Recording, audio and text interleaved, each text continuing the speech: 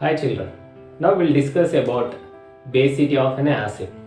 The number of H plus ions furnished by a molecule of an acid is known as basicity of the acid. Here, for example, if you take HCl, the basicity is 1 and the H2SO4 basicity is 2.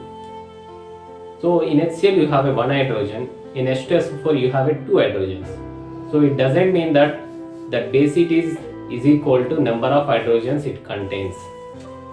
So for example, if you take H3PO2, here you have a 3 hydrogens, but the basicity is 2 only. So finally the basicity means the tendency to donate the number of protons is nothing but a basicity. So next we will see the acidity of a base. The number of OH minus ions furnished or H plus ions accepted by a molecule of base is known as acidity or hydroxycity. Here, for example, if you take NaOH, its acidity is 1 and acidity of CaOH taken twice is 2. So it means NaOH can accept only 1 proton and CaOH taken twice can accept 2 protons. So next we will discuss about strength of acid or base. The strength of acid is the ability to supply the proton. So if greater the ability to donation of proton and stronger is the acid. So similarly in case of bases, the ability to accept a proton is its strength. If greater the ability to accept a proton and stronger is the base. So the strength of acid or base is depends on the extent of ionization it will undergo.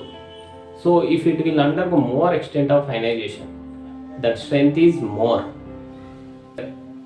You can measure the strength of acid by using acid dissociation constant Ka, and you can measure the strength of base by using base dissociation constant Kb. So generally all acid base reactions proceeds to form a weaker acid and weaker base. So here you have one example, HCl and water reaction. If you take HCl and water reaction, HCl is strong acid and H3O plus is weak acid and H2 is strong base and Cl minus is weak base. The weaker acid and weaker bases are right side. So that's why the reaction proceeds in the forward direction and favoring the proton transfer takes place from HCl to H2O. If you take another reaction, the reaction between acetic acid and H2O. Here acetic acid is weaker acid and H3O plus is strong acid and H2O is weak base and CH3COO minus is strong base. In this reaction, weaker acid and weaker bases are left side. So that's why the reaction proceeds in the backward direction and favoring the proton transfer takes place from H3O plus to CH3COO minus ion. So next we will discuss about leveling effect. So if you observe mineral acids and strong acids, so these acids will undergo complete dissociation in aqueous medium and this forms hydronium ion, and hydronium ion is the strongest acid in water. So that's why it is very difficult to distinguish strengths of strong acids. So here it means if you take strong acids, 2 strong acids, so you can add the strong acid in different waters. So first strong acid will undergo complete dissociation and the second strong acid also undergo complete dissociation, and first acid forms H3O plus ion and second acid also forms H3O plus ions. So that's why you can't distinguish which is stronger and which is weaker comparatively. In case of bases also like this. So you cannot distinguish which is strong base and which is weaker base in aqueous medium.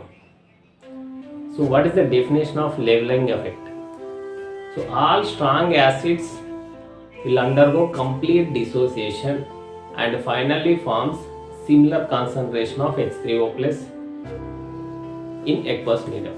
This is called leveling effect. In cases of base, all strong bases undergo complete dissociation, finally forms similar concentration of OH minus. This is called leveling effect. Here you have some acids, strong acids and decreasing strength of that strong acids. First you have a HClO4, then HI, then HBr, then H2SO4, then HCl, then HNO3.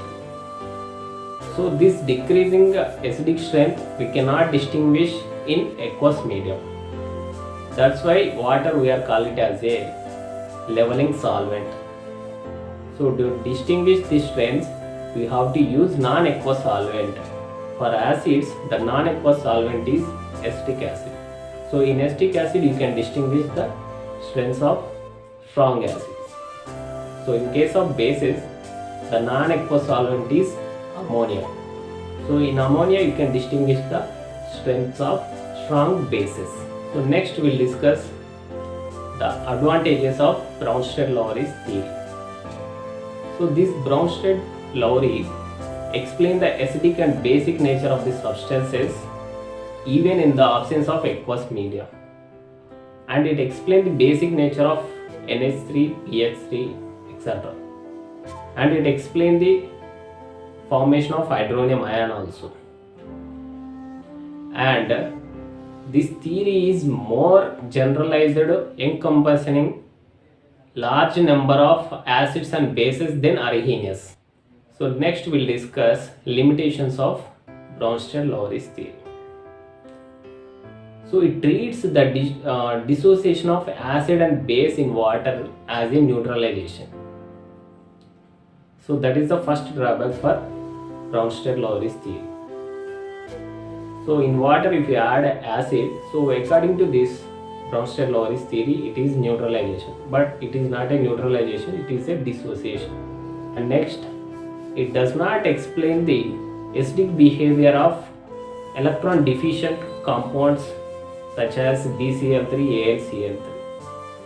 These BCl3 and AlCl3 are acting as a acid, but it does not explain the acidic behavior of these compounds. And it does not explain the acidic behavior of non-metallic oxides and basic behavior of metallic oxides. So finally, the proton donation or acceptancy or transfer of proton takes place only in the presence of another substance. So individually we cannot say which is acid, which is base. So only in the presence of another substance you can predict which is acid and which is base. So these are the drawbacks of Bronsted-Lowry's theory. Thank you.